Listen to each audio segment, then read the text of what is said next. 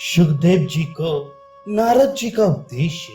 भीष्म जी कहते हैं, युधिष्ठिर, व्यास जी के चले जाने के बाद उस आश्रम पर एकांत स्थान में बैठकर स्वाध्याय में लगे हुए सुखदेव जी के पास देव ऋषि नारद जी पधारे।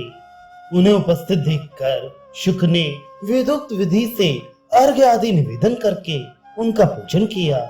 तब नारद जी ने प्रसन्न होकर पूछा, बस मैं तुम्हारा कौन सा उत्तम एवं प्रिय कार्य करूं? यह सुनकर सुखदेव जी ने कहा, इस लोक में जो परम कल्याण का साधन हो उसी का उपदेश देने की कृपा करे। नारद जी ने कहा, एक समय पवित्र अंतःकरण वाले ऋषियों ने तत्व ज्ञान प्राप्त करने की इच्छा से प्रश्न किया। उसके उत्तर में भगवान सनत कुमार ने ये उपदेश दिया, विद्या के समान कोई नेत्र नहीं है, सत्य के समान कोई तप नहीं है, राग के समान कोई दुख और त्याग के समान कोई सुख नहीं है। पाप कर्मों से दूर रहना, सदा पुण्य कर्मों का अनुष्ठान करना, साधु पुरुषों के से बर्ताव और सदाचार का पालन करना, ये सर्वोत्तम श्रेय कल्याण का साधन है। जहाँ सुख का नाम भी नहीं है, ऐसे इन मानव शरीर को पाकर जो विषयों में आसक्त होता है वह मोह को प्राप्त होता है। विषयों का संयोग दुख रूपी ही है, वे दुखों से छुटकारा नहीं दिला सकता। विषयासक्त पुरुष की बुद्धि चंचल होती है, वह मोह जाल का विस्तार करती है और मोह जाल से बंधा हुआ पुरुष इस लोक तथा परलोक में भी दुखी होता है। जिसे कल्याण प्राप्ति की इच्छा हो उसे प्रत्येक उपाय से काम और क्रोध को दबाना चाहिए, क्योंकि ये दोनों दोष कल्याण का नाश करने के लिए उद्यत रहते हैं। मनुष्य को चाहिए कि तप को क्रोध से, लक्ष्मी को डाह से, विद्या को मान अपमान से और अपने को प्रमाद से बचाए।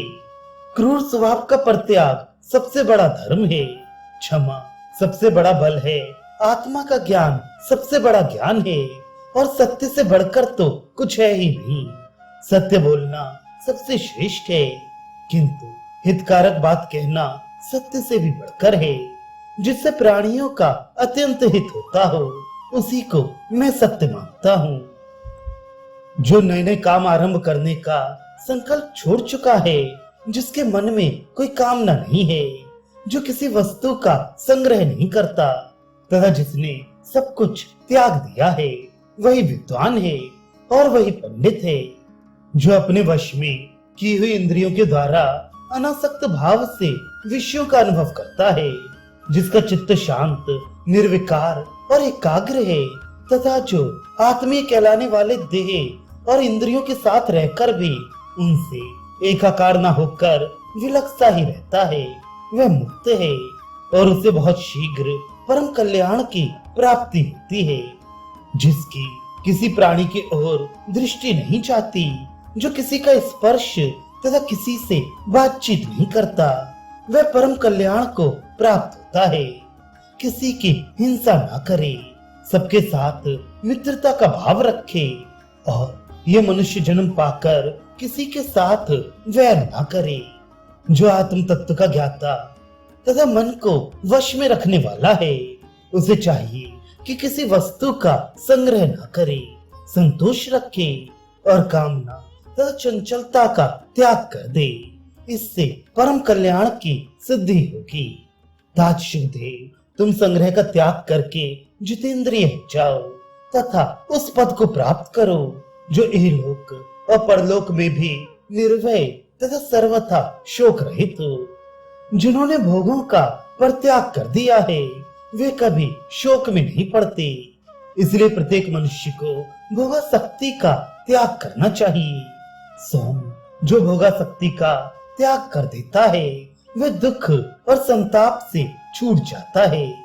जो अजित परमात्मा को जीतने की इच्छा रखता हो उसे तपस्वी, जितेंद्रिय, मननशील, संयत चित्त और विषयों में अनासक्त रहना चाहिए।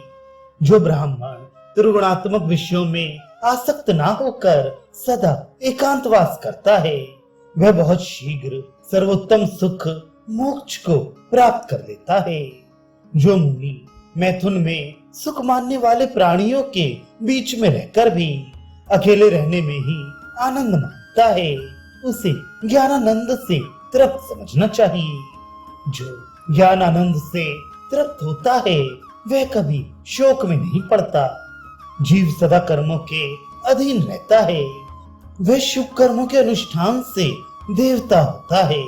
शुभ अशुभ दोनों के आचरण से मनुष्य योनि में जन्म पाता है और केवल अशुभ कर्मों से पशु पक्षी आदि नीच योनियों में जन्म ग्रहण करता है।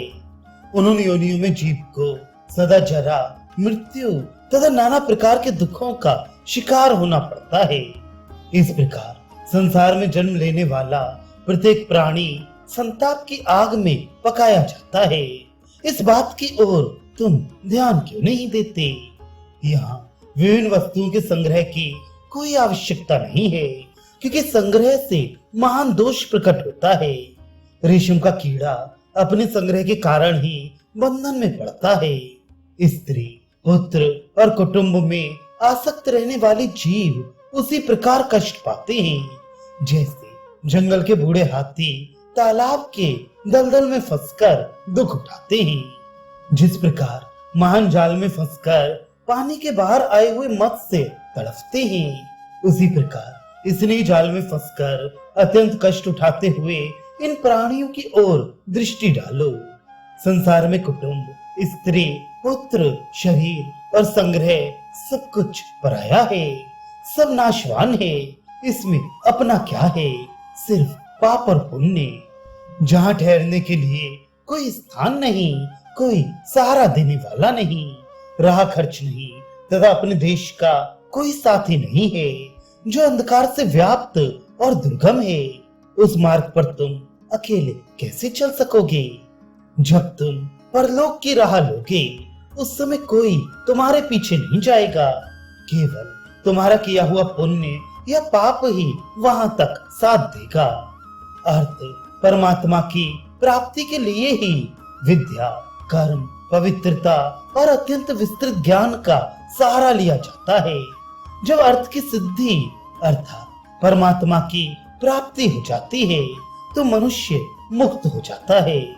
गांव में रहने वाले मनुष्य की विषयों के प्रति जो आसक्ति होती है वह उसे बांधने वाली रस्सी के समान है। पुण्यात्मा पुरुष उस रस्सी को काटकर आगे परमार्थ के पथ पर बढ़ जाते हैं, किंतु जो पापी हैं वे उसे नहीं काट पाते। यह संसार एक नदी के समान है। रूप इसका किनारा, मन स्रोत, स्पर्श द्वीप और रस ही प्रवाह है। गंध उस नदी की कीचड़, शब्द जल और स्वर्ग रूपी दुर्गम घाट है। शरीर रूपी नौका की सहायता से उसे पार किया जा सकता है। क्षमा इसको खींचने वाली लग्गी और धर्म इसको स्थिर करने वाली रस्सी लंगर है। यदि त्याग रूपी पवन का सहारा मिले तो इस नदी को शीघ्र पार किया जा सकता है। यह देह पंचभूतों का घर है। इसमें हड्डियों के खंभे लगे हैं। ये नस नाड़ियों से बंधा हुआ, रक्त मांस से लिपा हुआ और चमड़े से बड़ा हुआ है। इसमें मलमूत्र भरा है, जिसके कारण दुर्गंध आती रहती है। ये जरा और शोक से व्याप्त रोगों का आश्रय, आतुर रजोगुण रूपी धूल से ढका हुआ और अनित्य है।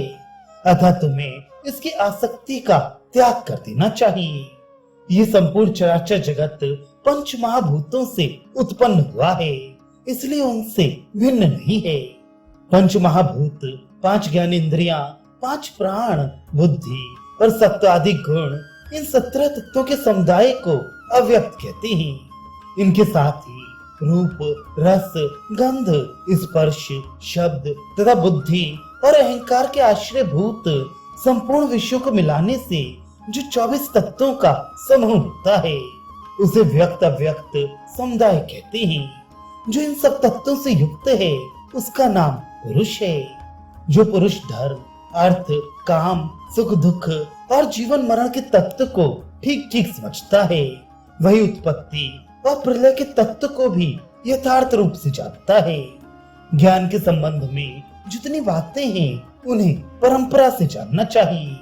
जो पदार्थ इंद्रियों द्वारा जाने जाते हैं वे व्यक्त कहलाते हैं, और जो इंद्रियों के अगोचर होने के कारण अनुमान से जानने में आते हैं उनको अव्यक्त कहते हैं।